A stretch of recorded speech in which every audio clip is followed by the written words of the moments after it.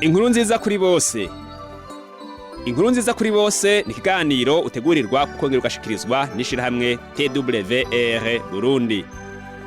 Iki kiganiro kikwigisha ko Yesu Kristo ari umwami kandi ko muri we hari agakiza n'ubugingo budashira ku mwizeye wese. Wumva uremerewe ku mutima? Woba uruhijwe n'ivyaha? Akira umwami Yesu aguha amahoro.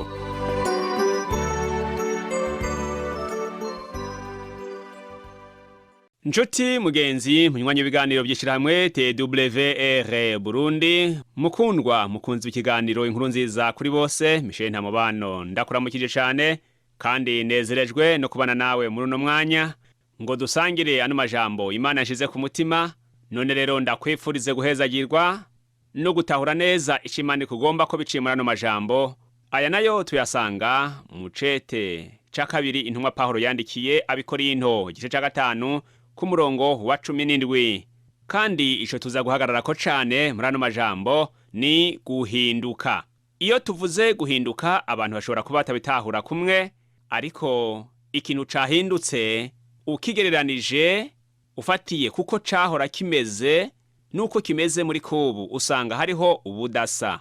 Ishusho yaco ishobora guhinduka canke akanovera kagahinduka.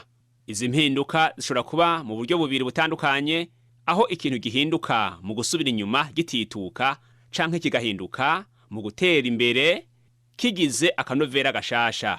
Muri ano majambo rero tuza kuvugana ku guhinduka ku buryo bw'impwemu, aho umuntu ava muri kamere ya kera no mu vya kera bibi akabaho ubuzima bushasha buhimbaye Imana.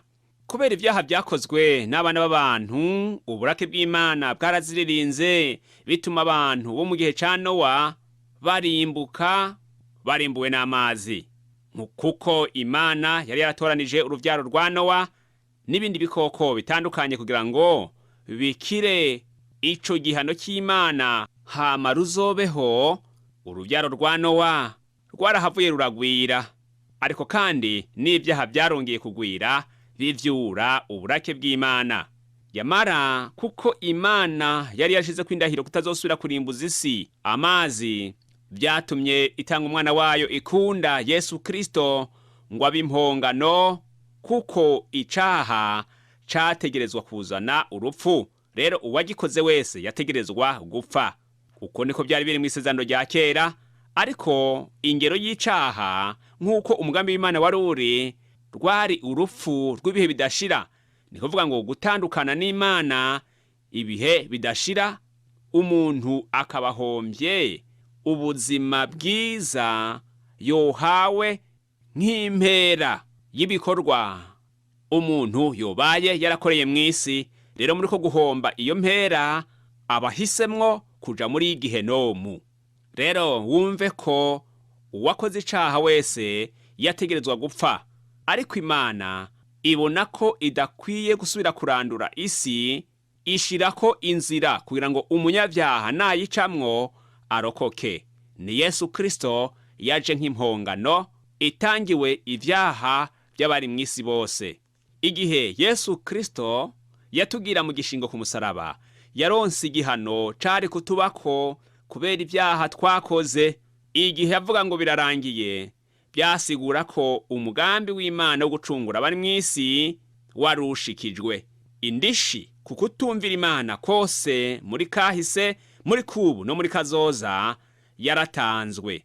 Ni ubugingo bwa Yesu Kristo yashesha amaraso ku musaraba kubwawe nanje, kubw'abari mu isi bose, kugira ngo ntidupfe, kuko twari tugenewe gupfa kubera ivyaha, kandi ivyaha navyo ni kutumvira Imana. Uku guharirwa kudushikako iyo twihanye vyonyene.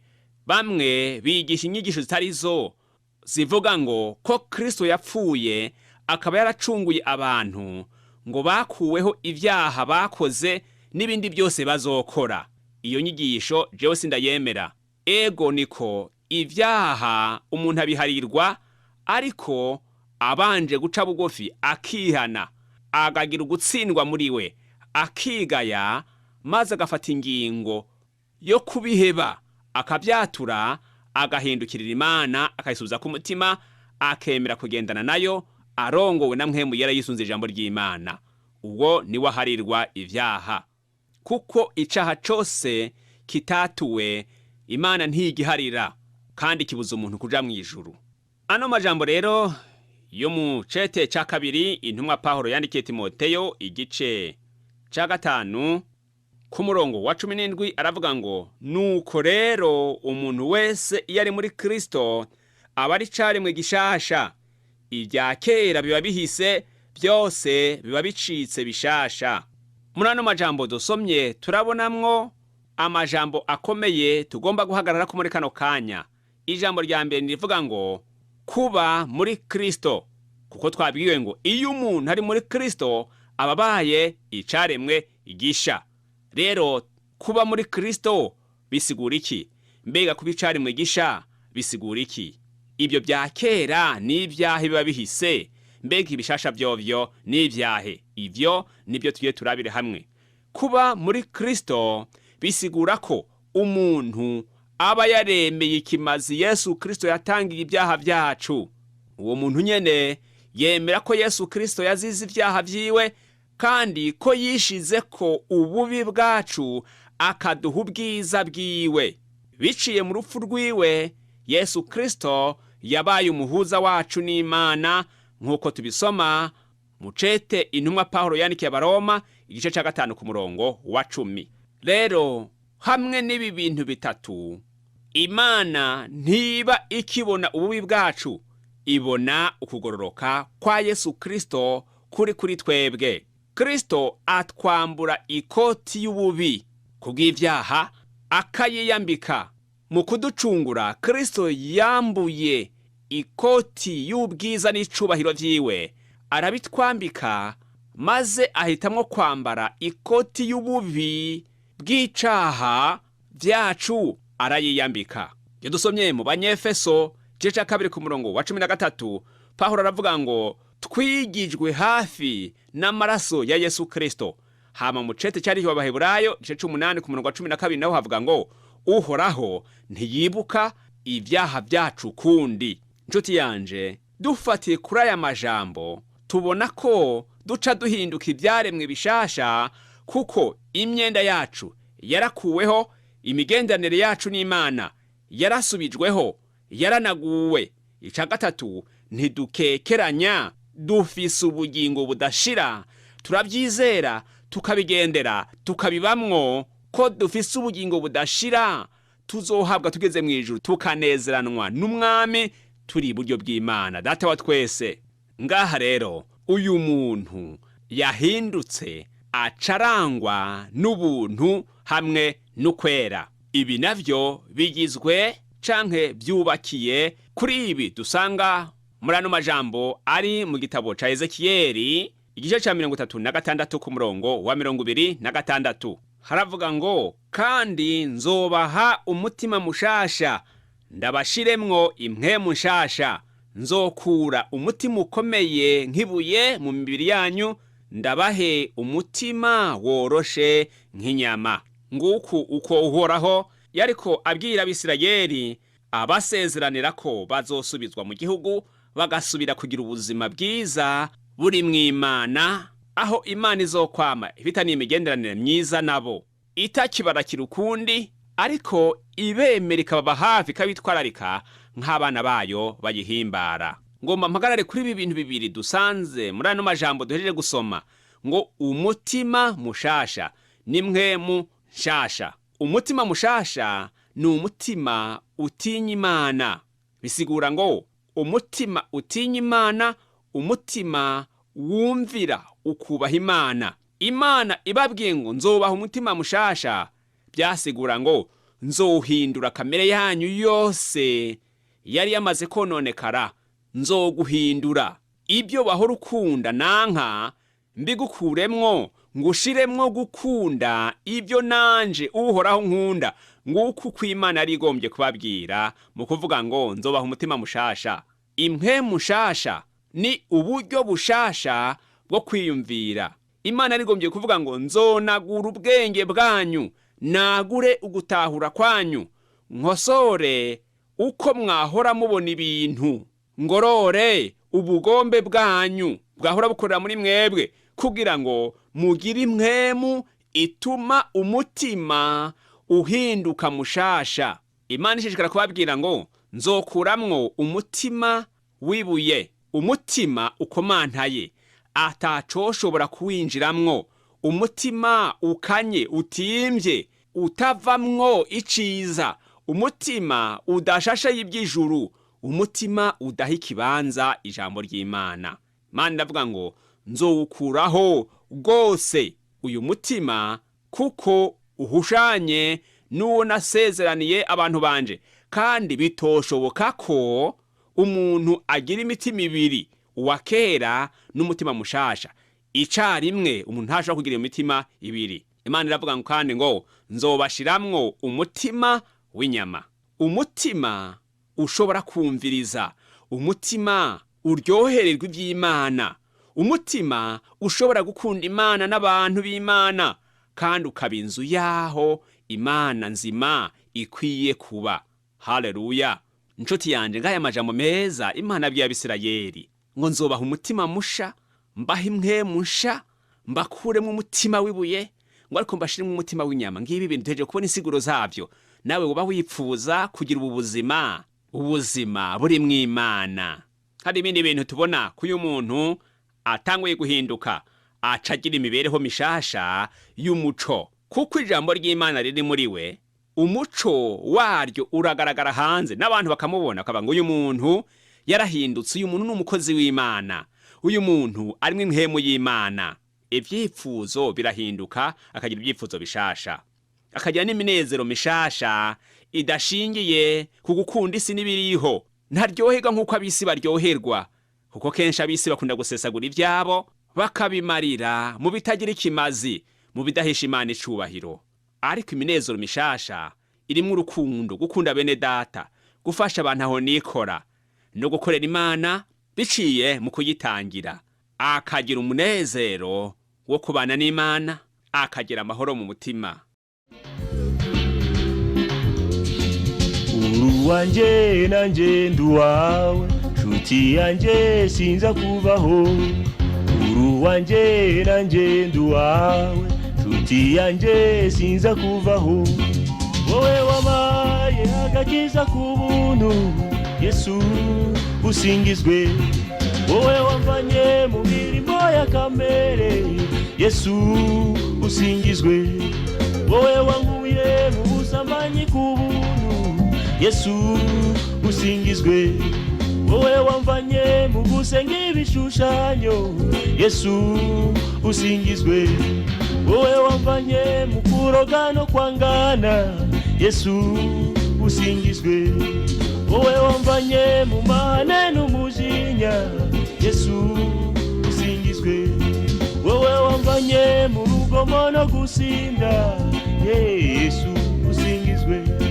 Haleluya, haleluya, haleluya, haleluya, haleluya, haleluya, haleluya, haleluya, haleluya, haleluya, haleluya, haleluya, haleluya, haleluya, haleluya. Nakurata mu mahanga abatakuzi bakumenye, agira ishimwe, agira ikuzo, iteka nza gukorera. Bene uyu muntu rero hari ibindi bintu tubona kuri we uko abayeho. Abonesha amaso mashasha, amaso y'uburyo bw'impwemu, agahishurirwa amabanga, akerekwa, yumvisha amatwi mashasha, amatwi y'impwemu, akumva amajwi ya mpwemu yera, amugira inama, amuburira, amwereka ikikwiye gukorwa n'ingene gikwiye gukorwa mu buryo buhimbaye Imana. Uyu muntu agira amaguru mashasha, bisigura ngo ntiyihutira gukora ikibi, ariko ibirenge vyiwe, amaguru yiwe amurongora ahakenewe ubutumwa bwiza, ahari ibikorwa byo gukora ibikorwa by'ubwami. Kandi aya maboko, ibi biganza, ni ibiganza by'ubuntu bitanga, ibiganza bihezagira, ibiganza birambikwa ku bantu bagwaye byejejwe, maze Imana igatabara abo bantu. Ibiganza umuntu abumbura ariko arahezagira abandi, ibiganza vyakira imigisha ivuye ku Mana, ariko kandi nabyo bigatanga bigahezagira abandi.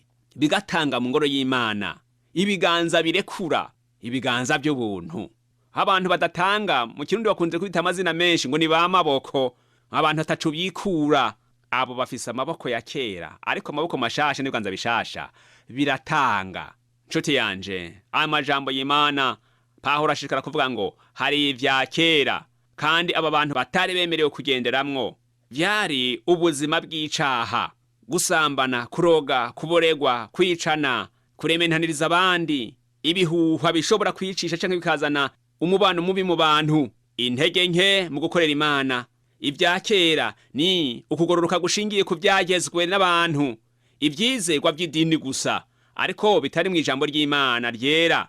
Ivya kera ni urukundo rw'akamwana wa mama, urwanko. Ivya kera ni icubahiro c'isi, ubwibone. Ivya kera ni imibabaro yo mw'isi. Bibiliya yavuze ngo ivyo vyose biba bihise.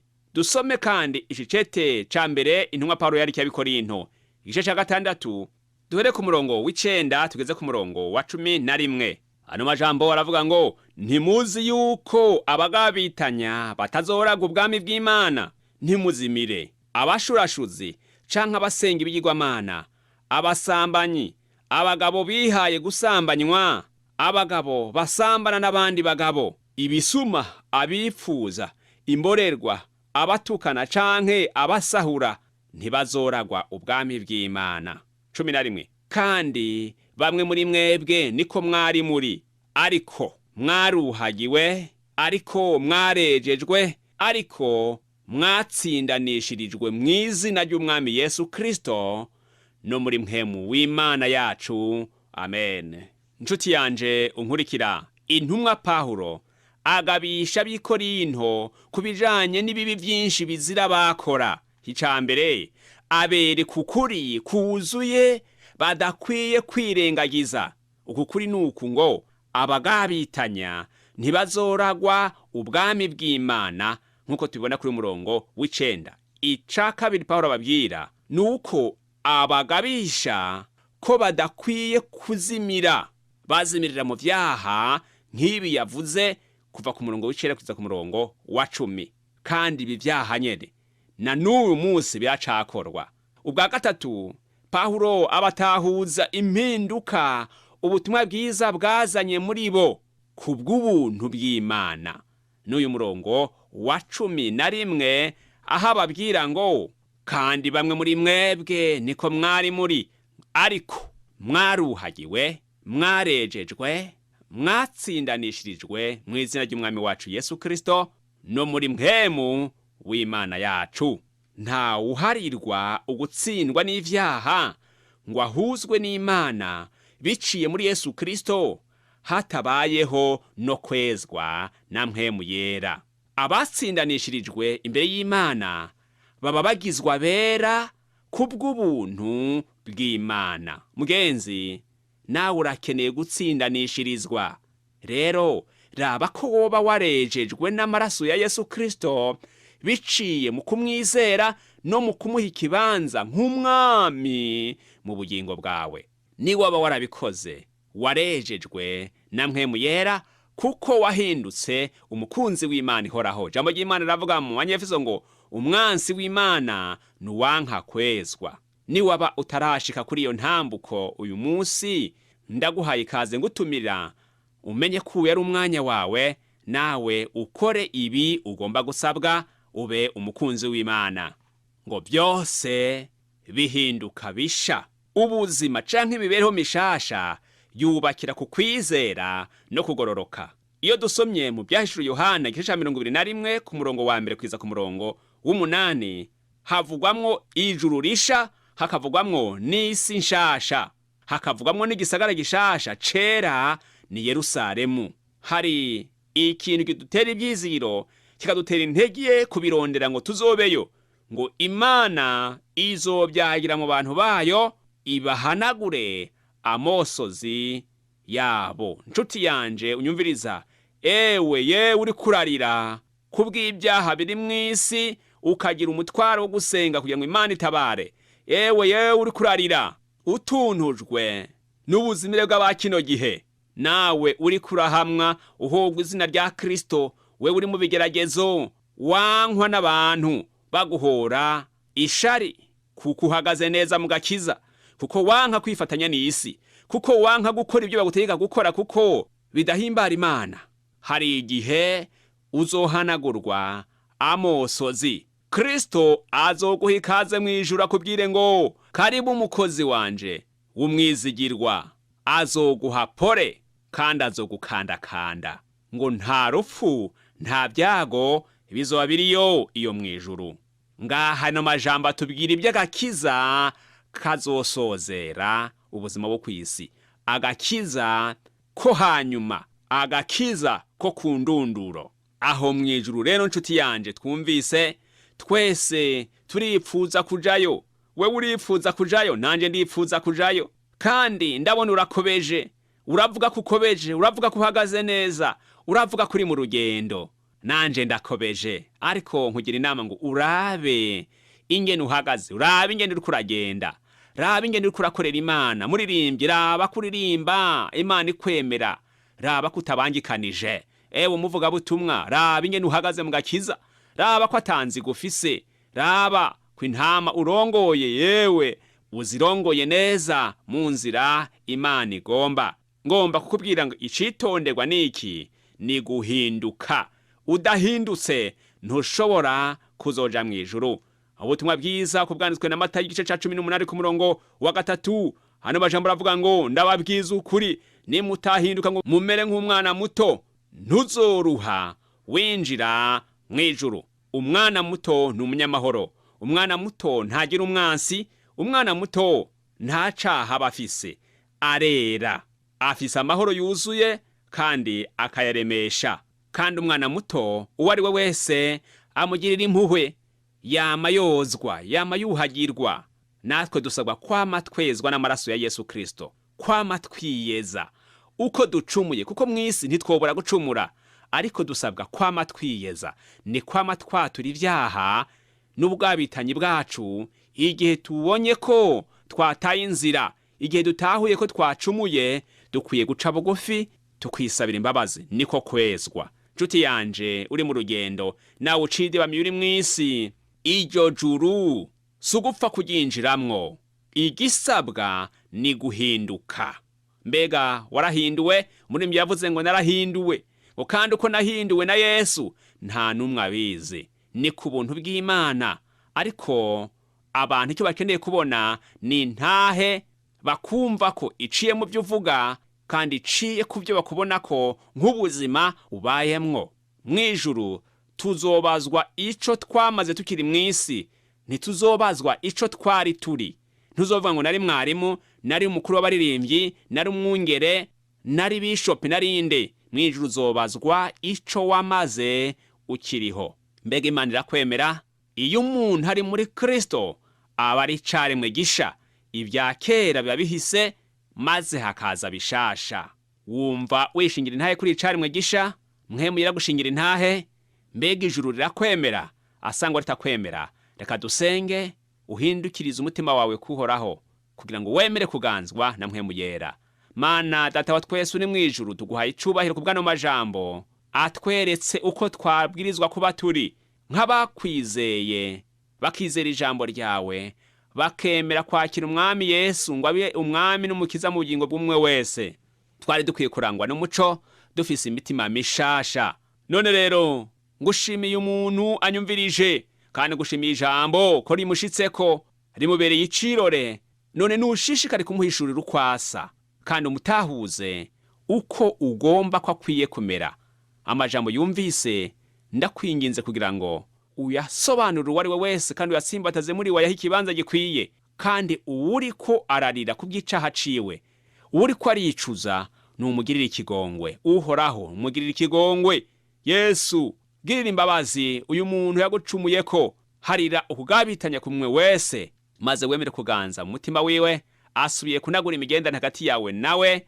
None ndakwinginze umurabe ryiza, umwemere kandi umuganze, umuha amahoro mu mutima, umuha umunezero bishingiye ku gakiza kawe, umuhe inkomezi zo kugororoka no kugenda yama ivyamwa bibereye abihanye. Muhindure agira ubuzima bushasha buzotuma yinjira mu ijuru agahabwa ibyasezeranywe. Uri mu ntambara umuhe kunesha kandi umurwanirire. Ukize uyu yugarijwe n'imwemu mbi yamuteye, imwemu ziza n'umururumbo mu mubiri. Ndazisambuye mu izina rya Yesu Kristo. Ndagomba ngo amaraso ya Kristo aje mu mutwe w'uyu muntu afise umururumbo, ayo maraso ashororoka ashike mu birenge amuhumanure rwose. Iyi ndwara abaganga bayobewe iyo ariyo, iyi ndwara yabananiye. Yesu, mu izina ryawe ryera ndasabye ngo utabare uyu muntu. Hari inkomezi mu maraso yawe Kristo. Reka izo nkomezi zigerere mu muntu wese arwaye, umuntu wese yaboshwe n'indwara, umuntu wese yaboshwe n'abadayimoni, umuntu wese yaboshwe n'abarozi. Reka izo nkomezi zo maraso yawe zimubirire ko zimubohore, yidegembye azozana intahe agushima. Urakoze kugiye kubikora ngo uheshe icubahiro. Nsenze mu izina rya Kristo umucunguzi wacu. Amen. Nshuti mukundwa wabanye nanje, ndagushimiye umwanya wampaye kandi by'ukuri nizeye ko wafashijwe. Ariko kandi nyemerera nitege intahe ugiye kunshingira kugira ngo mfashanye nawe gushima Imana, kandi nshishikare kugusengera no kukugira inama. Naho ubutaha umwami Yesu aduhana umugisha.